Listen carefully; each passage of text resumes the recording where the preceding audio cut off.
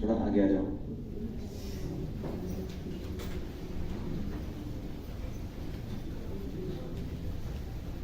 Thank you.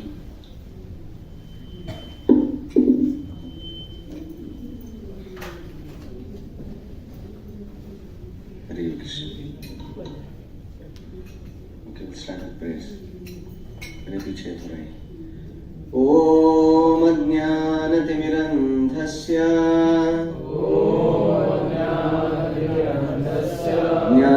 ज्ञानाञ्जनशलाकया चक्षुरुन्मिलितं येन तस्मै श्रीगुरवे नमः। नमो विष्णुपादाय कृष्णपृष्ठाय भूतले श्रीमते भक्तिवेदान्त स्वामिनिति नामिने। नमस्ते सारस्वते देवे गौरवाणी प्रचारिणे निर्विशेष शून्यवादी पाश्चात्य देशतारिणे। जय श्री कृष्ण चैतन्य प्रभु नित्यानंद श्री अद्वैत गदाधर श्रीवासादि गौरभक्त वृंद। हरे Krishna Krishna Krishna Hare Hare Hare Ram Ram Ram Hare Hare.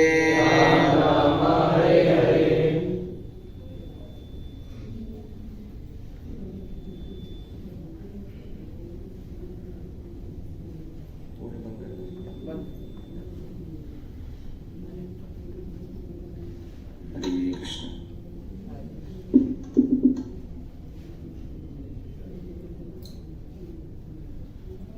So first of all, I like to welcome all of you. Thank you very much for coming on this Sunday evening. और आज बहुत स्पेशल दिन है। क्या है? संडे। हाँ? अक्षय तृतीया। 3 बार। तो आज हम देख रहे हैं कि कैसे festivals they bring life in our regular life. क्योंकि हमारा जो संस्कृति है वो ऐसे बनाया है कि उसमें बारंबार ये जो अध्यात्म है वो लाया जाता है। तो हमारा जो संस्कृति है वो अध्यात्म के ऊपर ही टिका है। तो इसलिए आप देखेंगे जितने भी हमारे फेस्टिवल हैं, they all have a spiritual connection. हम ऐसी ही कुछ फेस्टिवल नहीं मनाते हैं unless it has some spiritual significance. तो आज ये अक्षय तृतीया भी है, तो वो भी बहुत इम्पोर्टेंट एक त्योहार है हमारे सबके लिए। तो आज समझने का प्रयास करेंगे कि आज का what is the significance historically of this festival Akshaya Tritiya. तो यहाँ पे जब हम आज का टॉपिक है लाइफ ऑफ फेस्टिवल्स, तो जनरली हम देखते हैं कि ये दुनिया में सब लोग आते हैं और यहाँ पे कोई भी दुखी नहीं रहना चाहता है। हमेशा हम खुशी मनाना चाहते हैं, है ना? लेकिन खुशी मनाने के भी अलग अलग प्रकार होते हैं। कुछ प्रकार गलत होते हैं, कुछ प्रकार सही होते हैं। खुशी मनाने के अलग और गलत प्रकार क्या है?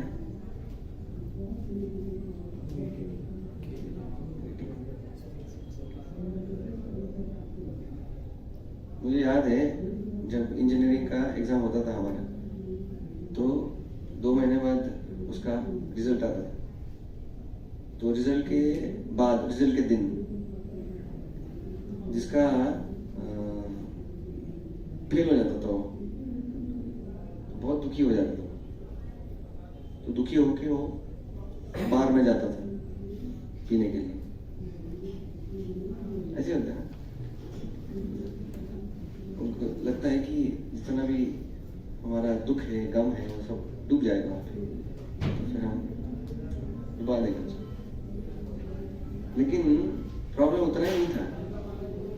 तो जो फेल हो गए वो भी उसी बार में जाते थे जिस बार में जो टॉपर्स होते थे, पहला नंबर दूसरा नंबर आए, वो भी वहीं पे बैठ के दारू पीते थे, उनके साथ में बैठ के। किस लिए पीते थे? वो पास हो गए करके।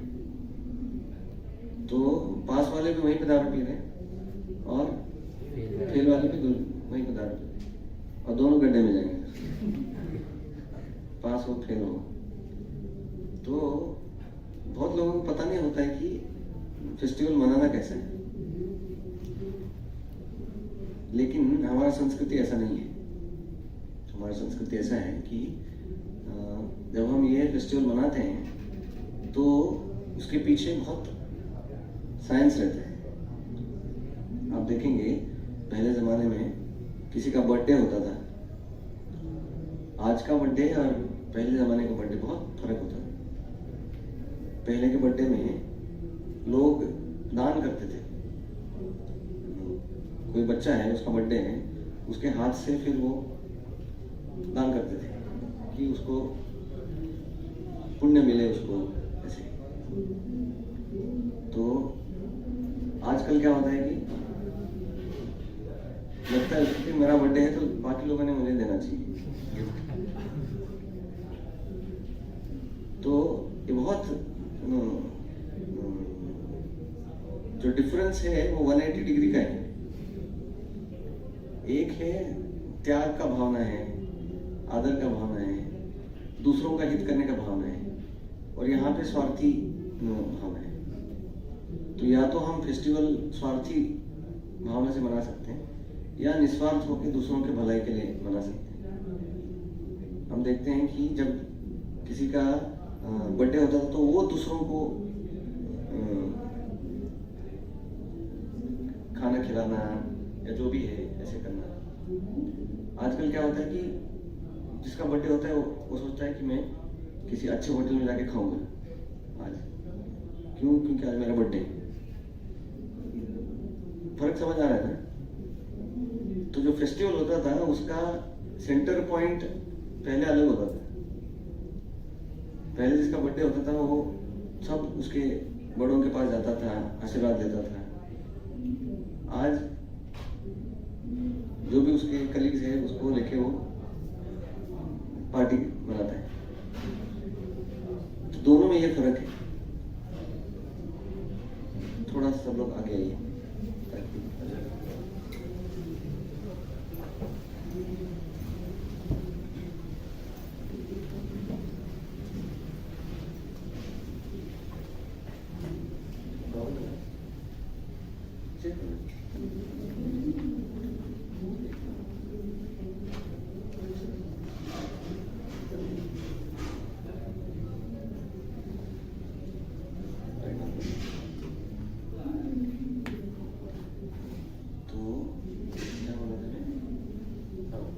ये फर्क है कि हम सेलिब्रेट कैसे करते हैं। तो आजकल हम देखते हैं यहाँ पे, तो मैं देखता हूँ बहुत 2-4 ऐसे प्लेग्राउंड वगैरह जैसे रहते हैं ना, ओपन ग्राउंड्स वगैरह, वहाँ पे बहुत सेलिब्रेशन चलते रहता है। बड़ा डीजे लगाएंगे। डीजे इतना बड़ा होना चाहिए कि सब लोगों का दिमाग उड़ जाए। जो भी 10 किलोमीटर में है वो सबको नींद आना चाहिए। तो ऐसा डीजे लगाएंगे, उसमें उनको बहुत अच्छा लगता है। और जो आजू बाजू है वो हाफ डेड होना चाहिए, जिंदा नहीं बचना चाहिए। और फिर उसमें पैसे लगा के ऐसे सेलिब्रेट करते हैं। जिसका हमारे संस्कृति से, आध्यात्म से, अपने से कुछ लेना देना नहीं होता। तो जब हम यहाँ पे आते हैं, जैसे आज सब लोग, आज संडे है, अक्षय तृतीया है, तो आप सब लोग बाकी सब छोड़ के यहाँ पे आए, है ना, अक्षय तृतीया मनाने के लिए। तो हमको समझना चाहिए कि कैसे मनाया जाता है। तो कोई भी फेस्टिवल है, ये समझना चाहिए कि वो कैसे हम मनाते हैं, क्यों मनाते हैं। Today's topic is life of festival. क्योंकि हमारा जो जीवन है, जैसे एक भक्त बता रहे थे कि जीवन जैसे आप मैथ्स में होता है ना, लाइन होता है कुछ A to B और B to C और C to D, ऐसा होता है। तो बता रहे थे कि हमारा लाइफ भी ऐसी है, that is B to D, ये हमारा होता है ना ऐसे, लाइन B to D। तो so he was telling that our life starts with birth and then ends with death। किसी का और कुछ एंड होता है नहीं ना। तो सबका ऐसी ही है, सबका बर्थ होता है और सबका डेथ होता है। तो बीच में क्या होता है, सी होता है, and that sea is of choice, कि हम क्या चूज करते हैं। पग पग पे हमको वो चॉइस करना पड़ता है। अभी आज संडे है, आपके पास बहुत सारे चॉइसेस रहेंगे, है ना। दोस्त ने बुलाया होगा, आपको किसी और जगह पे घूमने के लिए जाना होगा, जुहू चौपाटी तो पास में ही है, भेल खाना है, या बहुत कुछ कर सकते थे। लेकिन आप सबने चॉइस क्या किया, मंदिर आने का। तो हमारा जीवन ऐसी है कि जितने हम अच्छे चॉइसेस बनाते हैं, उतना हमारा जीवन सक्सेस होता है। जितना गलत चॉइस बनाते हैं, उतना हम नीचे जाते हैं। तो जीवन दूसरा और कुछ नहीं है, it's just a matter of choice, कि हम चॉइस क्या बनाते हैं, क्या चूज करते हैं जीवन में, उससे हमारा जीवन बनता है। और चॉइस से भी जीवन बनता भी है और बिगड़ता भी। तो जीवन किसके ऊपर निर्धारित है, चॉइसेस के ऊपर। तो बहुत इंपॉर्टेंट है कि हम क्या चूज करते हैं। तो बहुत बार लोगों को लगता है कि जीवन अच्छा होगा आगे जाके, इसलिए वो टी शर्ट पे लिखते हैं अपना टाइम आएगा। देखते हैं ऐसे लिखते हैं। तो जब वो सेकंड स्टैंडर्ड, थर्ड स्टैंडर्ड में रहता है, तो भी लगता है उसको कि अपना टाइम आएगा। ये जैसे लोग कॉलेज के लिए जा रहे हैं ना, तो फिर हम भी मजा करेंगे। तो कॉलेज में जब आते हैं तो इतने सारे असाइनमेंट होते हैं, तो फिर भी वो बनाए रखता है अपना टाइम आएगा। पता है आगे जाके जॉब मिल गया ना एक बार, तो फिर अपना टाइम आ जाएगा।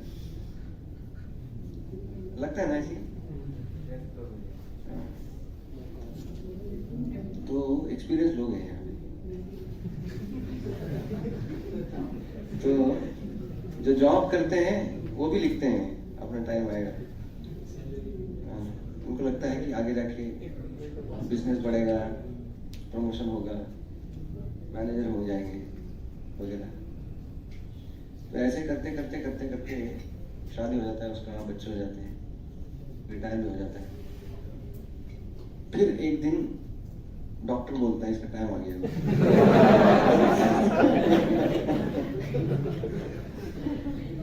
तो सोच रहा था कब आएगा कब आएगा।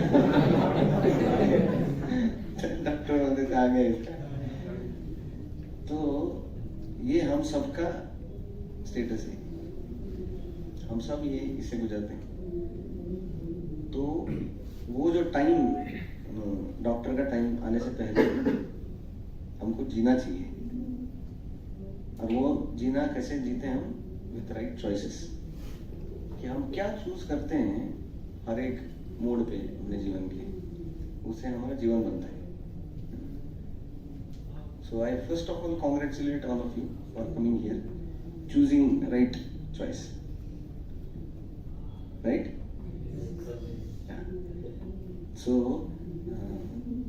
continue making right choices and then life will be very nice. तो आज जो है अक्षय तृतीया है। अक्षय तृतीया को क्या करते हैं?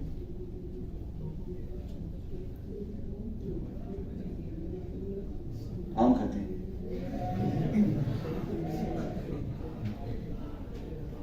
सोना खरीदी करते हैं। और We apply Chandan to Lord. चंदन भगवान को लगाते हैं। और हाँ, आज से मतलब आज जो चांद का है उसके मतलब आज से गर्मी ज़्यादा बढ़ जाती है, तो उसके लिए हम भगवान को लाइक ठंडा रखने मतलब उनको शीतलता पहुँचाने के लिए उनके जो पूरे शरीर है उनके ऊपर हम लोग चंदन का पूरा लेप लगाते हैं। तो आज के दिन से आगे 21 दिन तक that is considered the hottest days of the whole year. तो सबसे बड़े दिन का आज चालू होता है कि आज से आगे सूरज एकदम पूरा सर के ऊपर रहता है, तो they are the hottest days, तो वो चालू होता है आज से, अक्षय तृतीया से। और बहुत सारी चीजें आज हिस्टोरिकली हम देखते हैं कि आज के दिन हुआ है। क्या हुआ? तृतीय युग भी आज से तो फर्स्ट थिंग, अभी हम एक एक चीज देखेंगे, 10 से ज्यादा चीजें याद करेंगे, पक्का? Okay. So first, today is the jayanti of Parashuram. Parashuram का आज जन्मदिन है। कौन पता है ना परशुराम कौन है? विष्णु के अवतार है। क्या करते हैं?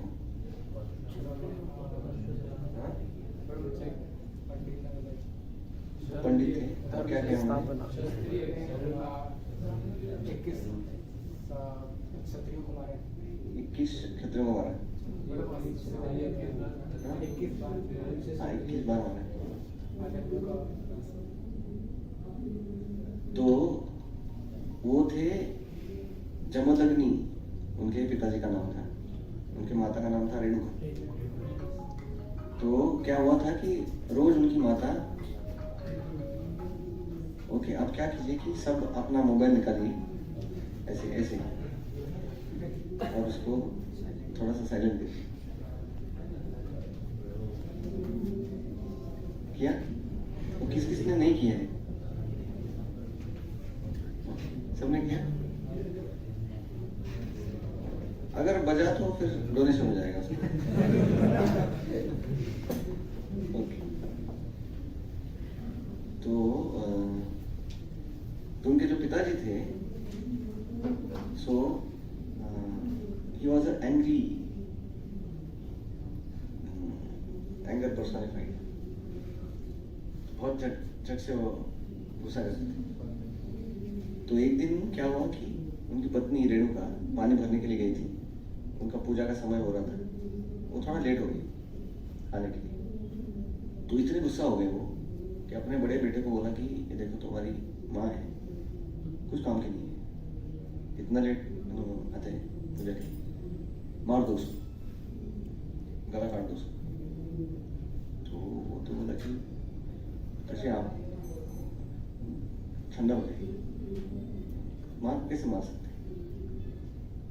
तो तुम भी कुछ काम करेंगे। दूसरे बच्चों को बोला माँ को मारो, तो वो भी बोला कि नहीं ऐसे नहीं हो सकता। तो फिर परशुराम को बुलाया, बोले कि राम मारो, माता को मारो तुरंत।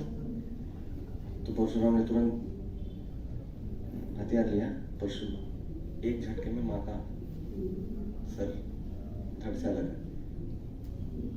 तो पिताजी बहुत खुश हो गए, बोले कि लड़का होना तो ऐसा होना चाहिए। तो बोले मैं बहुत खुश हूँ तुमसे, मांगो क्या चाहते हो? बोले माँ को जिंदा करो। क्योंकि उनको पता था कि उनके पिताजी इतने शक्तिशाली हैं, इसलिए उन्होंने काटा। तो बोले ठीक है, और कुछ मांगना है?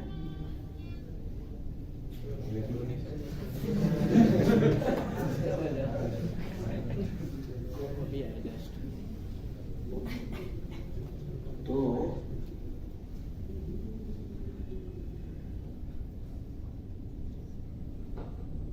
keep my mobile in case.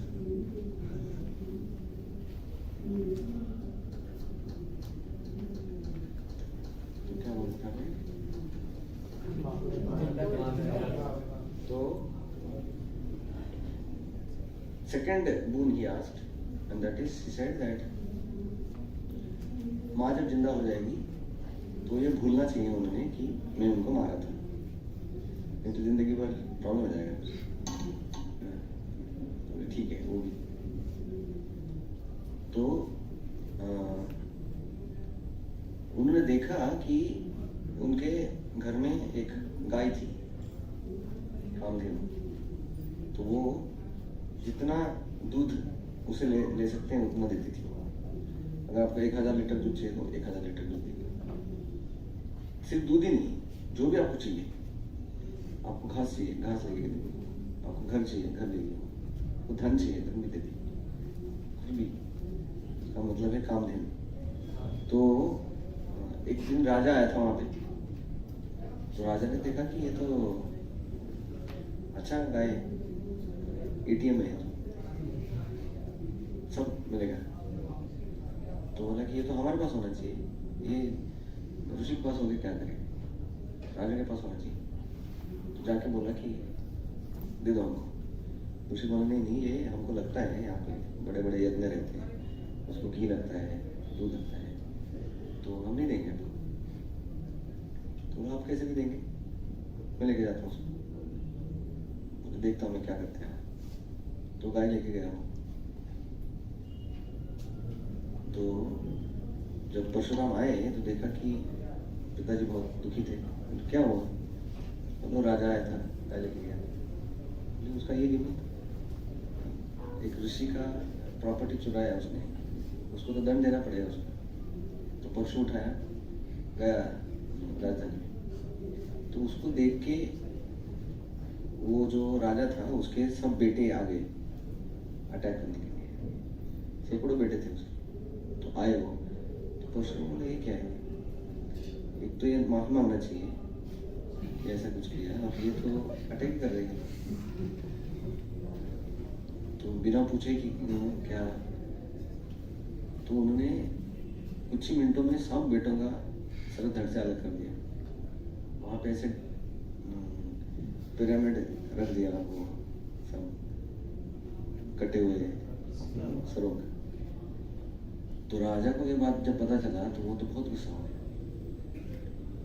तो उसको पता था कि परशुराम जब है तो नहीं जाना चाहिए, क्योंकि हरे कृष्ण हो जाएगा। तो जब परशुराम नहीं थे वहां पे तो वो गया वहां पे और फिर बोला कि क्योंकि आपके बेटे ने मेरे सब बेटों को मारा, आज मैं आपको ही मार देता हूँ।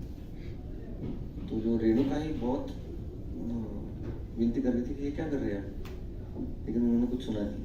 वो जो पिताजी थे उनके, उनको मार दिया। तो जब वापस आए हैं परशुराम, देखा कि माँ रो रही है, पिताजी मरे पड़े हैं, तब उन्होंने प्रतिज्ञा लिया था कि अगर राजा ऐसे हैं, राजा तो सेवा करना चाहिए प्रजा का, लेकिन राजा ही ऐसे शोषण करेंगे तो फिर प्रजा का क्या होगा। और उन्होंने देखा कि लगभग एवरी किंग वाज लाइक, तो वो बोले कि फिर I need to clean the earth, and then he had a marathon. क्या मैराथन था? हाँ, तो ऐसे वो म्यूनसिपालिटी का रहता है ना, क्लीन अप। तो हमने वो मैराथन चालू कर दिया क्लीन अप का। जो दिखेगा उसको उड़ाते थे, पूछते नहीं थे नाम क्या है, कहाँ रहते हो, कुछ पूछते नहीं थे। राजा मतलब खत्म। तो ऐसे उन्होंने 21 बार किया। पूरा पृथ्वी जितने भी क्षत्रिय थे उनको मार दिया। क्षत्रिय कोई एक जात नहीं है, वो क्षत्रिय हमेशा रहते हैं, हर एक जगह पे, हर एक देश में, हर एक। तो क्षत्रिय मतलब जो मैनेजमेंट करते हैं, जो व्यवस्था संभालते हैं, उसको क्षत्रिय बोलते हैं।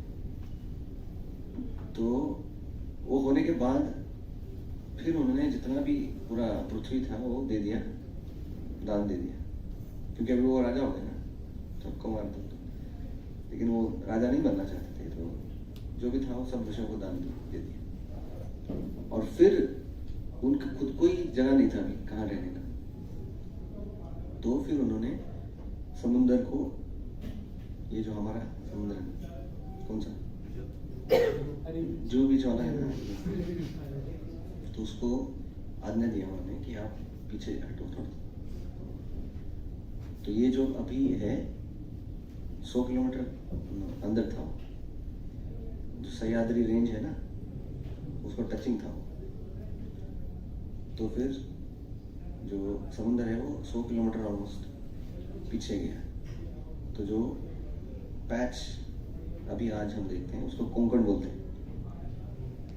तो वो पहले पानी के अंदर था।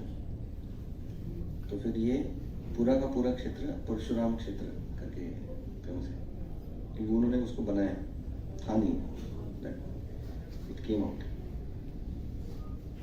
So that is today, that is first. क्या आज परशुराम का जन्मदिन। दूसरा है आज महाभारत का रचना आज से चालू हुआ था। महाभारत किसने लिखा?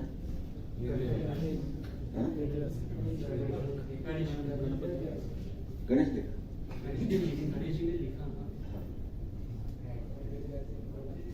वेदव्यास ने बोला था। तो उन दोनों में भी ये चर्चा हुआ कि वेदव्यास को लिखना था, लेकिन उनको कोई तो चाहिए था जो he can लिखे non-stop, and then he found the right candidate, and that is Ganapati. Why he was the right candidate? दो चीजें हैं।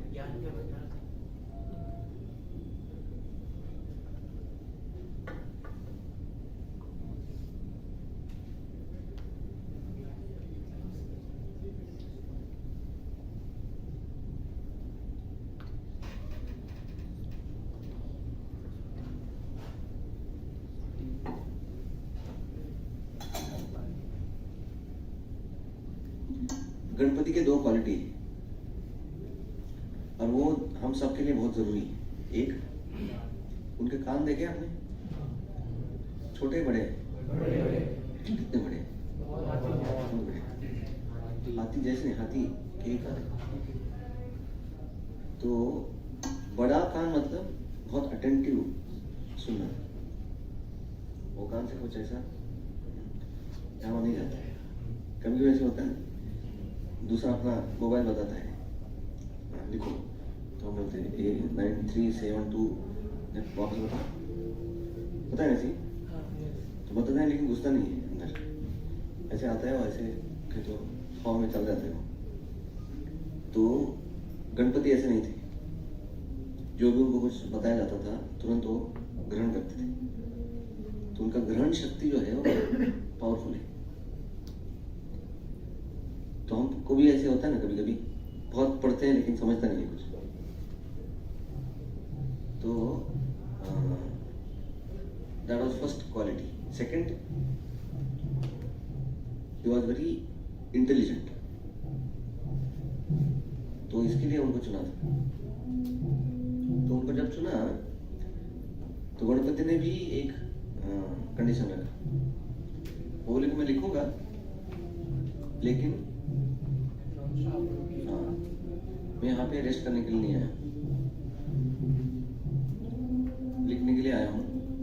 बंद नहीं होना चाहिए लिखना मेरा। आप कितना भी फास्ट बताओ मैं लिखूंगा, लेकिन बीच में रुकने का नहीं। और व्यासदेव कुछ ऐसा, वो तो कविता है ना, संस्कृत श्लोक बोलना था उनको, और वो ऑन स्पॉट वो कंपोज करते थे, बोलते थे, कंपोज करते थे, बोलते थे। कविता करने के लिए टाइम लगता है ना। तो लेकिन वो व्यासदेव है, हमारे जैसे तो है नहीं 2023 वाले। तो उनका बुद्धि था वो, जिन्होंने पूरे वेद लिखे हैं। तो वो बोले ठीक है, एक्सेप्टेड योर चैलेंज। बोले मैं रुकूंगा नहीं, कंटिन्यूस बोलते रहूंगा। लेकिन बोले कि अगर आपका ऐसा कंडीशन तो मेरा भी कंडीशन सुनो फिर। बोले कि आप तब तक नहीं लिखेंगे जब तक आप समझते नहीं हो मैं क्या बोल रहा हूँ। पूरा जब तक मेरा श्लोक समझते नहीं तब तक नहीं लिखेंगे। ठीक है, डन। तो महाभारत में ऐसे आता है कि जब भी व्यासदेव को थोड़ा टाइम चाहिए होता था, क्योंकि कभी होता है ना, उनको टाइम मतलब एक सेकंड, अगले 100 श्लोक रचना है तो थोड़ा सोचने के लिए टाइम लगता था। तो जब ऐसे लगता था तो वो एक ऐसा गूगली वर्स संस्कृत श्लोक डाल देते थे, जो गणपति भी थोड़ा चक्कर खा जाते थे, तो सोचते थे और फिर 1-2 सेकंड में उनका समझ जाते थे क्या है। तो तब तक उनको टाइम मिलता था आगे का रचना करने का। तो ऐसे महाभारत में बहुत सारे ऐसे गूगली वर्सेस हैं, श्लोक हैं। पहली बार सुनते तो समझ नहीं आता है क्या है। तो वो जो है वो आज के दिन हुआ। क्या चालू हुआ? तो व्यासदेव ने महाभारत लिखा, क्यों लिखा पता है? वो इस सब का, ये महाभारत का हीरो कौन है? कृष्ण हीरो है। क्योंकि आप देखेंगे महाभारत का युद्ध जब हुआ था तो महाभारत के बाद, युद्ध के बाद सबका डिस्कशन हो रहा था कि मैन ऑफ द मैच किसको दिया जाए। तो सब लोग अलग अलग बोले कि अर्जुन ने बहुत अच्छा फाइटिंग किया। कुछ लोग बोले नहीं, लेकिन भीम का स्कोर ज्यादा है। वो तो पूरे 100 के 100 को उड़ा दिया उन्होंने, और बाकी भी बहुत सारा, तो उनका स्कोर ज्यादा था। तो ऐसे बहुत सारे ऑप्शंस थे, तो फिर समझ नहीं रहा था कि किसको देने का। तो फिर उन्होंने एक व्यक्ति को पूछा, बड़ा ये है, वो हमेशा ऊपर रहे थे, पूरा युद्ध ऊपर से देख रहे थे। तो उनको पूछा गया कि आपने तो पूरा युद्ध देखा दोनों साइड से, आप बताइए क्या हुआ, क्या क्या देखा? बोले मैंने कुछ नहीं देखा, सिर्फ एक ही व्यक्ति ने लड़ाई किया, कृष्ण ने। वो कृष्ण ही घूमते थे यहाँ और सबको मारते थे, बाकी सब लोग उनके पीछे पीछे यहाँ घूम रहे थे। तो उनको पता चला कि ये सब कृष्ण की शक्ति से ही हुआ है। तो फिर मैन ऑफ द मैच किसको दिया? तो whole Mahabharata is meant for glorifying Krishna and surrendering to Krishna. Krishna को शरणागत जाने के लिए ये सब पूरा महाभारत लिखा है। क्योंकि क्या महाभारत मतलब कैसा होता है कि लोगों का एक आदत होता है नॉर्मल, आप देखेंगे कहीं पे भी झगड़ा है तो लोग तुरंत अटेंशन होता है। देखा है ना, ऐसे रास्ते से जा रहे तो 20-25 लोग ऐसे खड़े रहते हैं, तो सब लोग अंदर जाके देखते कौन सा सीन चल रहा है, लास्ट सीन चल रहा है या क्या क्या जस्ट स्टार्ट हुआ है। फिर पूछते हैं क्या क्या हुआ, किसी ने अभी कॉलर पकड़ा है, किसी का, किसी हाथ में डंडा है। तो देखा है ना, जाते जाते रुक जाते हैं वो, 4-5 मिनट के लिए रुक जाते हैं, सोचते हैं कुछ देखने को मिलेगा। तो वो एक नेचुरल रहता है। झगड़ा जब कोई चालू है तो देखने का मन करता है कि क्या चल रहा है, और उसमें अगर वो झगड़ा दोनों भाइयों के बीच में है तो और उसका टेस्ट अलग रहता है। तो पूरा महाभारत वही है, दो भाइयों के बीच में झगड़ा है, और फिर उसमें बहुत सारा थ्रिलर है, बहुत सारा कुछ कुछ है, एडवेंचर है। तो ऐसा महाभारत उन्होंने लिखा, और उसमें फिर एक चैप्टर जो युद्ध पर्व का है उसमें भगवद गीता डाला। तो महाभारत लिखने का उद्देश्य था कि भगवान का जो संदेश है भगवद गीता के रूप में वो जाए लोगों तक। जैसे होता है ना कि माँ होती है और लड़का बीमार होता है तो माँ को गोली देना होता है, लेकिन गोली कड़वी देती है, तो माँ क्या करती है, लड्डू लेती है और लड्डू में वो डाल देती है और फिर वो बच्चे को देती है। बच्चा तो बहुत खुश हो जाता है लड्डू देख के, वो खुद ही मारते हैं, भाग जाता है। तो माँ पूछती है कैसा था लड्डू? वो तो लड्डू अच्छा था लेकिन अंदर कुछ तो एक कड़वा था, फेंक दिया मैंने।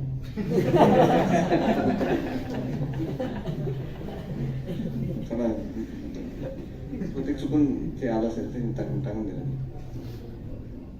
गलती से आया था, फेंक दिया। तो जनरली लोग का मेंटालिटी ऐसे रहती है, वो इम्पोर्टेंट भी रहेगा तो उसको फेंक देंगे, क्योंकि उसके उनको सिर्फ ऊपर का मीठा चाहिए, वो अंदर का गोली कितना भी पावरफुल है वो नहीं चाहिए। तो कभी कभी ऐसे होता है कि लोग महाभारत तो बहुत पसंद करते हैं लेकिन भगवद गीता बोलते बाद में, अभी नहीं। तो इसलिए फिर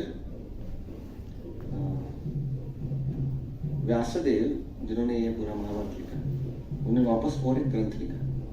सब वेद उपनिषद महाभारत लिखने के बाद उन्होंने एक ग्रंथ लिखा, उसका नाम है श्रीमद् भागवतम,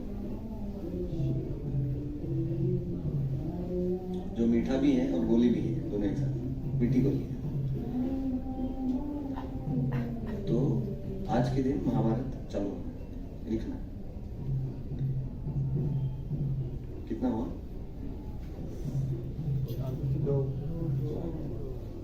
और आज के दिन ही कृष्ण और सुदामा का मिलन हुआ था। कहाँ पे?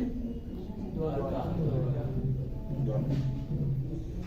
तो सुदामा जो थे अपने घर से आए थे कृष्ण को मिलने के लिए, तो आज के दिन दोनों में मिलन हुआ कृष्ण सुदामा का। कृष्ण सुदामा आए थे ना पोर खाते के, तो भगवान ने खाया उसको। लेकिन हम देखते हैं सुदामा किस लिए आए थे?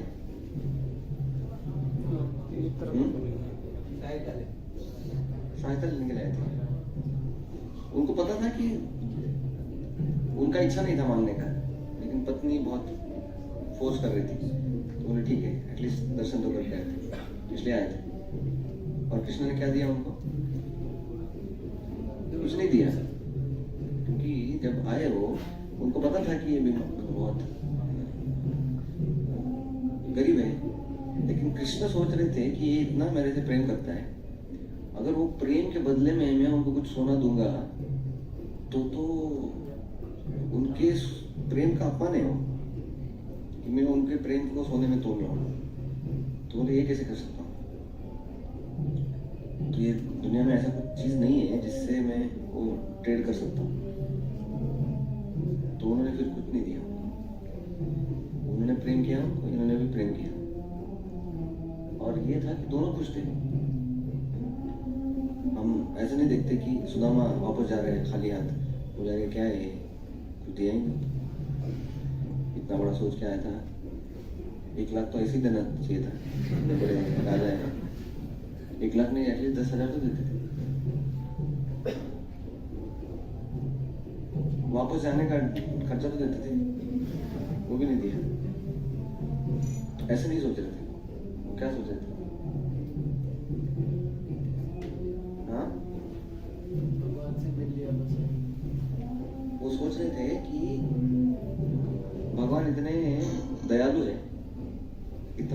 मेरे से प्रेम करते हैं कि जो चीज़ किसी को भी प्राप्त नहीं होता है, आज वही हाथ जो रुक्मिणी को आलिंगन करते हैं, जो हाथ बलराम जी को आलिंगन करते हैं, वो हाथों ने मुझे आलिंगन किया।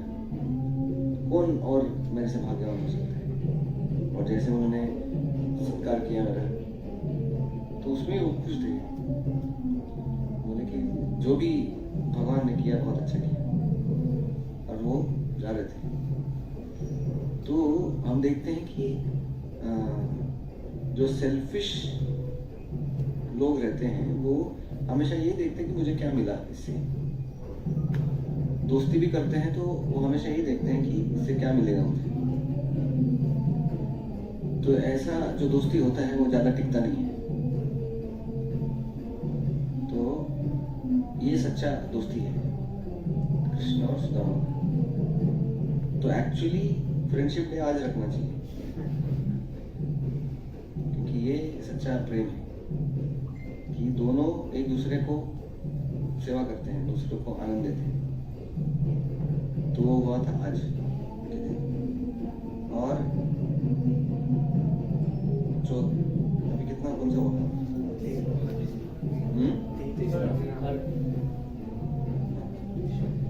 तो 4th है आज के दिन। गंगा ये दुनिया में आई थी, तो उनको किसने लाया था? वामन देव, शंकर, भगीरथ।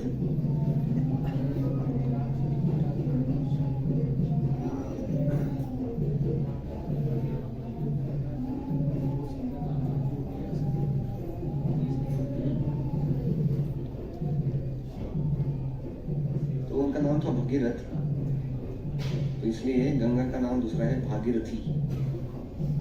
तो भगीरथ ने उनको यहाँ पे लाया था। बड़ा वो कथा आता है, तो वो आज हुआ। तो जब आई हो तो it's like so much force, क्योंकि आपने देखा होगा कि कोई वाटरफॉल होता है ना, तो उसका पानी जब आता है नीचे तो पत्थर भी टूट जाते हैं नीचे। तो ये तो गंगा है, ऊपर से आई थी वो, ये दुनिया से नहीं थी। तो वहां से अगर पृथ्वी के ऊपर पड़ती थी तो पृथ्वी तो ऐसी। तो उन्होंने बोला कि मैं आऊंगी, लेकिन कोई तो होना चाहिए जो उसको सहन कर सके।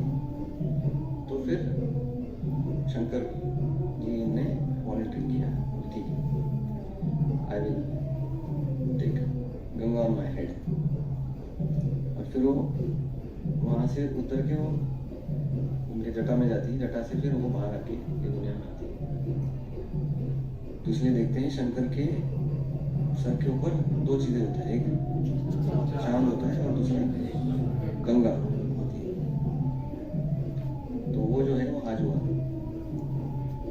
जो लैंडिंग हुआ था वो आज हुआ। आज के दिन बद्रीनाथ नाम सुना है? तो उसका दर्शन आज होता है।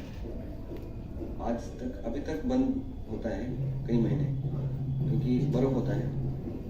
तो आज से वो थोड़ा बर्फ कम हो जाता है, तो फिर वो मंदिर आज खुलता है महीनों बाद। और फिर कई महीने खुलता है, फिर जैसे ठंडी चालू हो जाता है फिर बंद हो जाता है, फिर कोई जा नहीं सकता वहाँ, मंदिर बंद होता है।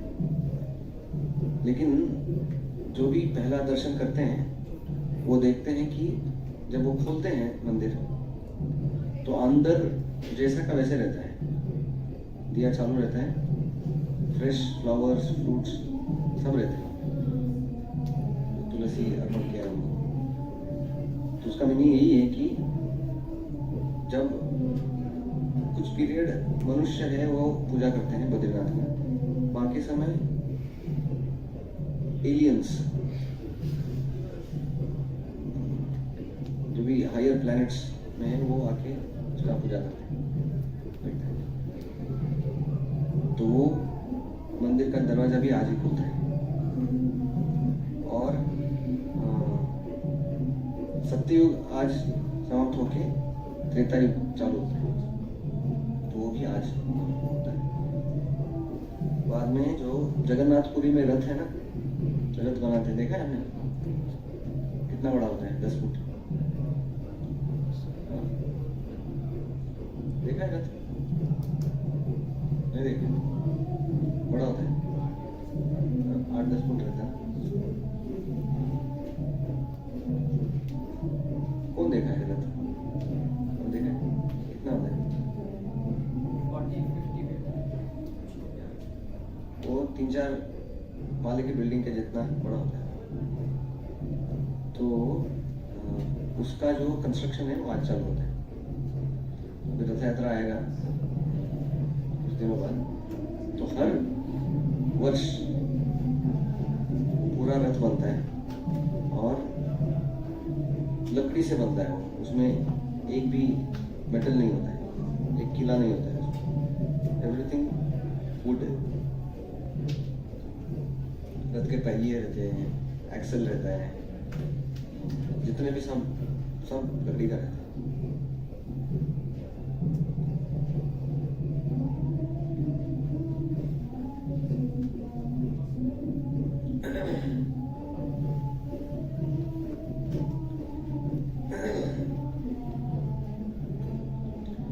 तो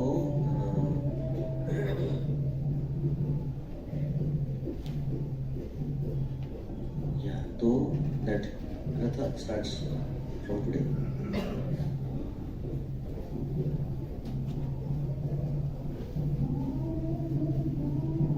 Today is the day when Kubera he उनका आज कैंपस प्लेसमेंट होता है, अपॉइंटमेंट लेटर उनका आज मिला था। He does the financial controller job. So that is also today. And then today is the day when this Chandan Yatra starts. आपने देखा दर्शन लिया? कितने लोगों ने दर्शन लिया नहीं है अभी तक? ओके, तो आज का दर्शन बहुत स्पेशल रहता है, तो जाके दर्शन लीजिए प्रोग्राम के बाद। आज पूरे भगवान को चंदन लगाते हैं, पूरा टॉप टू बॉटम। तो उसका भी शुरुआत आज हुआ था। कैसे हुआ था चंदन यात्रा का? गर्मी से बचने के लिए। तो वृंदावन से ये चालू होता है। एक भक्त थे माधवेंद्र पुरी, तो वो जब गए थे वृंदावन, तो माधवेंद्र पुरी इतने भगवान के ऊपर निर्भर थे कि वो कभी भीख भी नहीं मांगते थे, भिक्षा भी नहीं करते थे। अगर कोई दिया तो खाते थे, नहीं दिया तो सिर्फ भगवान प्रार्थना करते थे, जप करते थे। तो ऐसे वो घूमते घूमते वृंदावन आए, तो भगवान उनके सपने में आए, बोले कि जब मुगलों का आक्रमण हुआ था यहाँ पे, मुगल, तो कृष्ण का एक बहुत सुंदर मूर्ति गोवर्धन के ऊपर था। लेकिन जैसे ही आक्रमण हुआ तो पुजारी ने वो मूर्ति हटा के एक जगह पे छुपा दिया जगह में, और फिर वो भाग गया। और वो भाग गया, वो आए नहीं वापस, और दूसरे लोगों को पता नहीं था कि कहाँ है। तो मूर्ति ऐसी जमीन के अंदर झाड़ियों में पड़ा था। तो वो मूर्ति वो माधवेंद्र पुरी के सपने में आके बोला कि हमको निकालो वहां से। तो फिर माधवेंद्र पुरी वहां जाके वो मूर्ति को निकालते हैं, और फिर बड़ा फेस्टिवल होता है वहाँ पे। बहुत सारे भोग चढ़ाते हैं, अन्नकूट बोलते हैं उसको, और जो बहुत दिन तक वो चला। और उसके बाद वापस भगवान उनके सपने में आए, बोले कि अभी भी मेरा जो शरीर है वो गर्मी बहुत है, I need little more cooling. तो बोले कि चंदन आप लेके आओ। उड़ीसा में ये चंदन,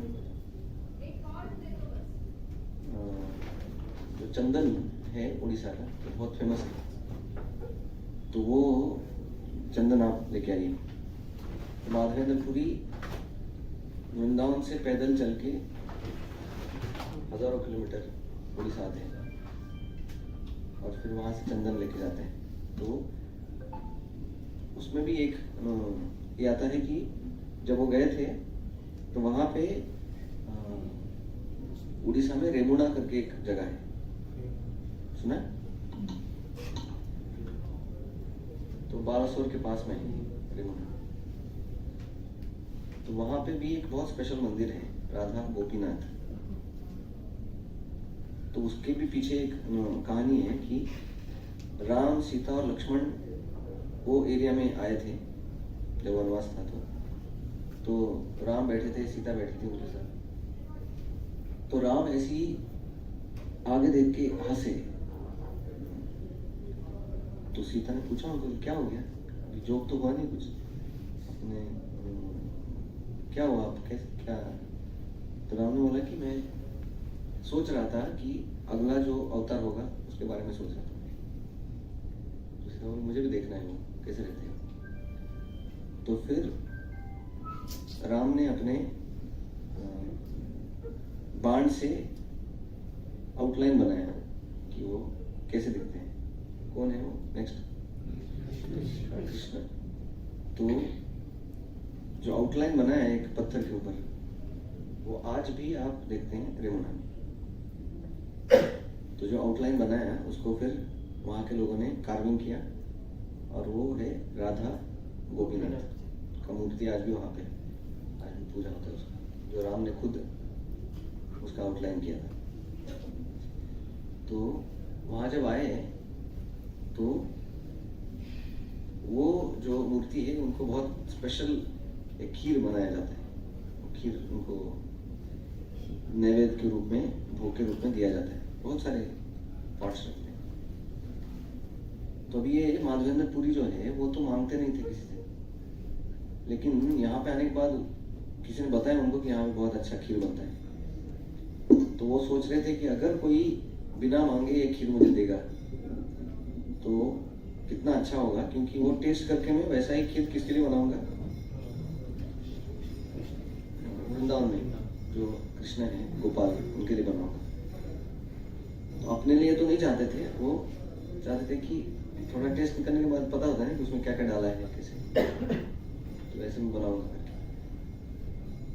तो लेकिन उनको बहुत बुरा लगा कि मैं ऐसे कैसे सोचा, तो वहां से निकल गए।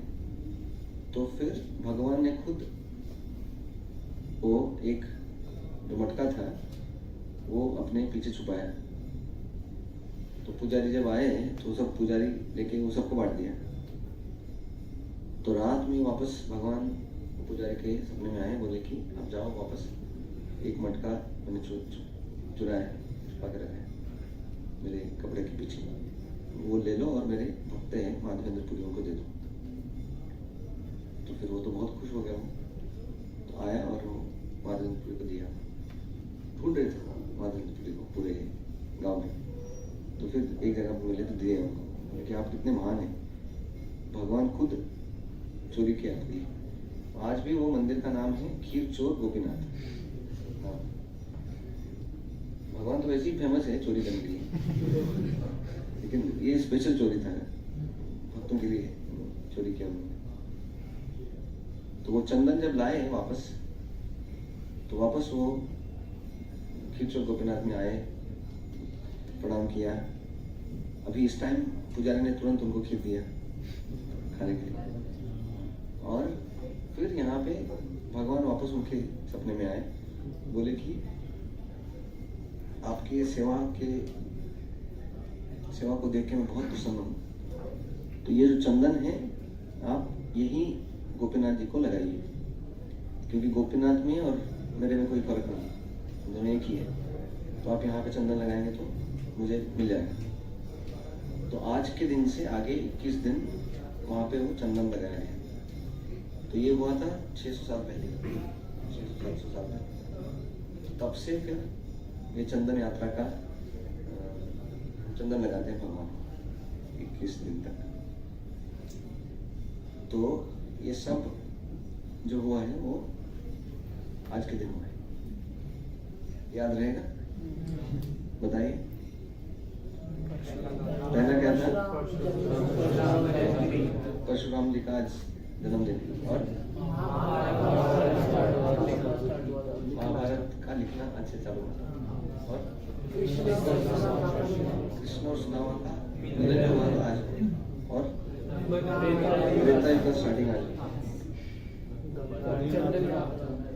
गंगा जी का आविर्भाव आज होता है। और बद्रीनाथ। और हाँ, जगन्नाथ जी का क्या रथ यात्रा चालू होता है, बनाना चालू होता है। और कुबेर का जॉब आज अपॉइंटमेंट हुआ। और चंदन यात्रा आज से चालू। कितना हुआ? और ये भी एक है कि विशाखापट्टनम के पास एक बहुत अच्छा सुंदर मूर्ति है, वराहदेव और नरसिंहदेव। कोई गया है? वो एरिया में बहुत फेमस है, ऐसा मूर्ति है। और सिंहाचलम करके एक प्लेस है, तो वहां पे तो वो मूर्ति पूरा साल चंदन में 150 किलो का चंदन रहता है, पेस्ट उसको लगाते हैं, और वो पूरा साल वो चंदन के अंदर ही रहती है। आज के दिन उसको बाहर निकालते हैं एक दिन के लिए। तो वो सिंहाचलम का दर्शन आज होता है, बहुत भीड़ होता है वहाँ पे। और फिर वापस कल से उसको चंदन लगा के रखते हैं। तो ये सब चीज़ें कब हुआ था? आज के दिन में। तो जब हम यहाँ पे आते हैं तो समझते हैं कि आज क्या है, अक्षय तृतीया क्या होता है, क्यों मनाते हैं। So everything is connected to our history, connected to our parampara, connected to our spirituality. तो वो जब हम देख के उसको मनाते हैं। और फिर हम यहाँ आते हैं, प्रसादम फीस्ट लेते हैं, we sing, dance, kirtan, and then we come together. So that is how we celebrate this kind of festivals. तो ये फेस्टिवल जो है वो हमारे संस्कृति का लाइफ है.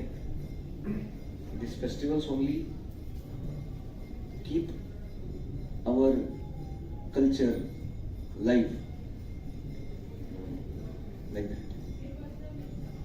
क्योंकि आजकल लाइव का जमाना है ना, लाइव देखना चाहते हैं सब. और वो भी आजकल अभी फेस्टिवल खत्म हो गया क्या? वो चालू है वो फेस्टिवल आईपीएल.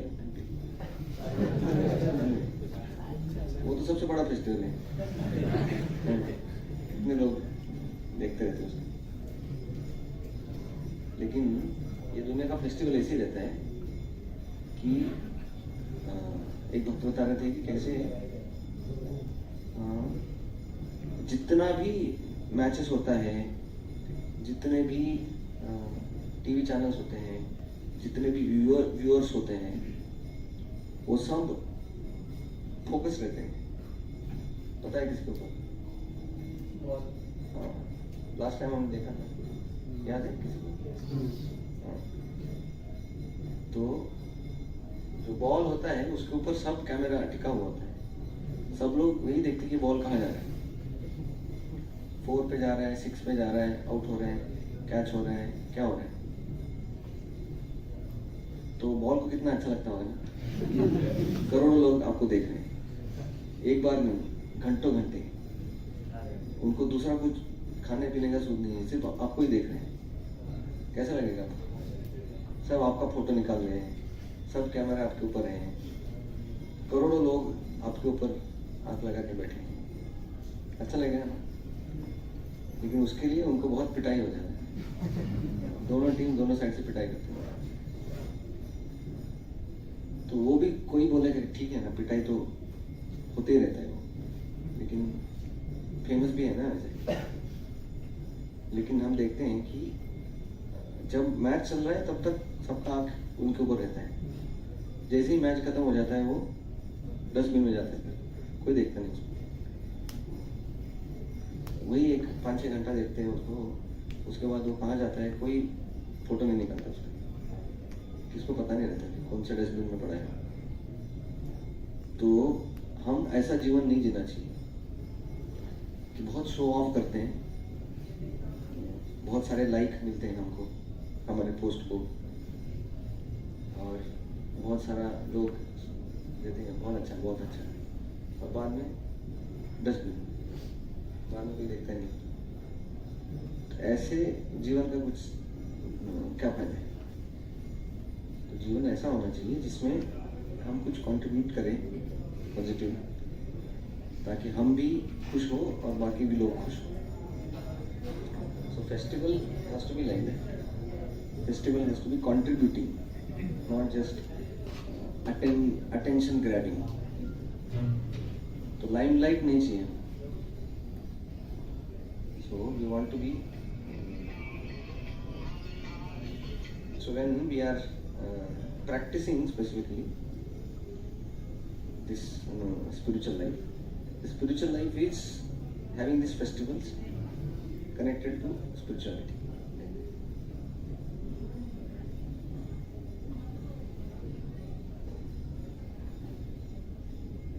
ठीक है, किसी की कोई प्रश्न है? यस।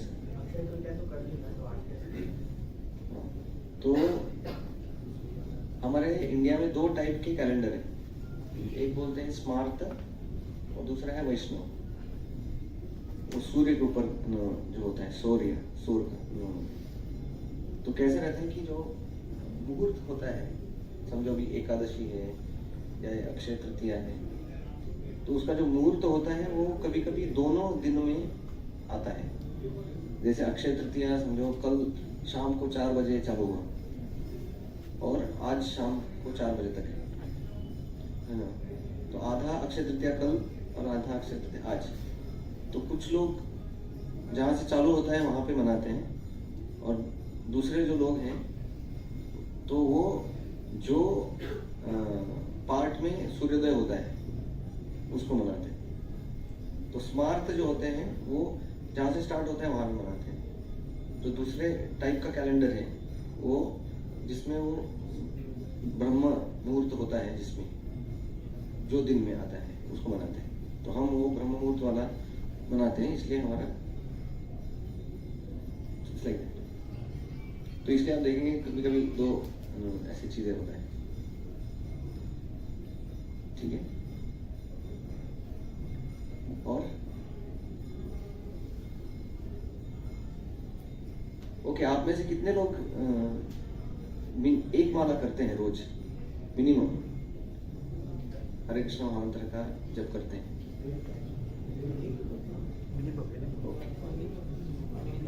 आप में से कितने लोगों को पता है कैसे मेडिटेशन करते हैं? कितने लोगों को हम यहाँ के जो मेडिटेशन करते हैं वो पता नहीं है मेडिटेशन क्या होता है? पता नहीं। Okay, so Tushar, will you show them how to do? Have some breathe.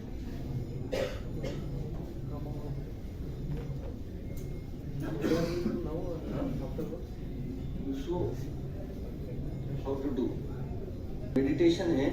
This is our one of the main activity we do here in temple. क्योंकि मेडिटेशन है जिससे हम भगवान को कनेक्ट करते हैं। तो एक्चुअली जो कॉन्फिडेंस होता है वो कॉन्फिडेंस हमारे ऊपर, हमारा जो सेल्फ कॉन्फिडेंस होता है वो हमारे जो हमें शक्ति है उससे जो कॉन्फिडेंस आता है वो सेल्फ कॉन्फिडेंस बहुत कम होता है, क्योंकि हमारी शक्ति वो बहुत कम है। लेकिन जो कॉन्फिडेंस भगवान के साथ जोड़ने से आता है, भगवान की शक्ति के ऊपर जो कॉन्फिडेंस है, दैट इज वेरी ग्रेट। तो इसीलिए जो भक्त है, जो कनेक्ट करते हैं भगवान को, उनका कॉन्फिडेंस कभी कम नहीं होता है। जनरली आप देखेंगे ये दुनिया में कॉन्फिडेंस है वो बढ़ता भी है और कम भी होता है। थोड़ा कुछ तकलीफ होता है जीवन में तो कॉन्फिडेंस उसका चला जाता है। कोई फेल हो जाता है तो कॉन्फिडेंस चला जाता है। कोई कुछ बोल देता है, कॉन्फिडेंस डाउन हो जाता है। ऐसा क्यों होता है? क्योंकि उसका कॉन्फिडेंस सिर्फ उसके ही ऊपर निर्भर होता है। अगर वो कुछ उसका मन विचलित हो गया तो कॉन्फिडेंस भी गया काम से। लेकिन कॉन्फिडेंस का सबसे बड़ा सोर्स है भगवान खुद। और जब हम भगवान के साथ कनेक्ट करते हैं दैट इज अनलिमिटेड कॉन्फिडेंस, कोई कमी नहीं है उसमें। So meditation is one way of connecting. तो आप सबसे यही एक चीज है कि आप that is the biggest gift you can get when you come to temple. अगर आज अक्षय तृतीया है और आज से अगर आप ये मेडिटेशन चालू करेंगे, रोज कितना करना है मेडिटेशन? 4 घंटा सिर्फ।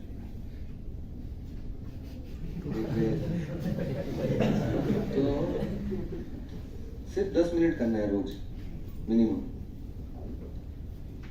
और जैसे हम देखते हैं कि हमारा शरीर होता है तो रोज हम शरीर को नहलाते हैं ना। सुबह उठते हैं तो दांत घिसते हैं, उसके बाद स्नान करते हैं। स्नान नहीं किया तो क्या होगा? Body stinks. बांस मारेगा वो। आपके आजू बाजू में बैठने वाले 2 फीट ऐसा ऐसे ही होगा। जो नहाता नहीं है तो बॉडी स्टार्ट्स गिविंग स्मेल। तो वैसे ही क्यों? क्योंकि बॉडी में बहुत सारा एक्टिविटी होता है, तो अगर वो साफ नहीं किया तो स्मेल आता है। वैसे ही आपका मन भी बहुत कुछ कुछ काम करते रहते हैं। अगर उसका धुलाई नहीं होगा तो पता है क्या होता है? तो जितने भी बुरे विचार हैं वो बैड स्मेल के जैसे हैं, क्योंकि आपने बॉडी को धोया नहीं तो बैड स्मेल आता है। तो वैसे ही मन को धोया नहीं तो बैड थॉट्स आते हैं, बहुत सारे निगेटिव थॉट्स, फ्रस्ट्रेटेड थॉट्स। वो क्यों आते हैं? वो क्योंकि आपने मन को धोया नहीं। मन को कब कब धोना चाहिए? महीने में 1 बार, है ना? 2 बार तो रोज धोना चाहिए। जैसे हम स्नान करते हैं, रोज करते हैं, वैसे ही मन को भी स्नान करना चाहिए रोज। तो मन को स्नान कौन से साबुन से करते हैं? हरे नाम। तो ये हरे कृष्ण महामंत्र है। जब हम गाते हैं, मेडिटेशन करते हैं, मंत्र का उच्चारण करके, mind is getting based, it becomes purified, it becomes fresh. और जैसे आप फ्रेशनेस लगता है आपको स्नान करने के बाद, मेडिटेशन के बाद आपको मेंटल फ्रेशनेस लगेगा। So that is a very powerful way of making ourselves fresh. और वो कभी भी कर सकते हैं। सुबह कर सकते हैं, दोपहर को कर सकते हैं, शाम को, रात को, खाने से पहले, खाने के बाद, सोने से पहले, सोने के बाद, सोते समय नहीं। तो कहीं भी कर सकते हैं। So it's like that. तो आज अक्षय तृतीया के दिन आपको जब भगवान के पास हम जाते हैं तो भगवान को कुछ गिफ्ट देते हैं। तो आज ये गिफ्ट देना है कि भगवान रोज में ये डिसिप्लिन लेके मैं रोज मेडिटेशन करूँगा।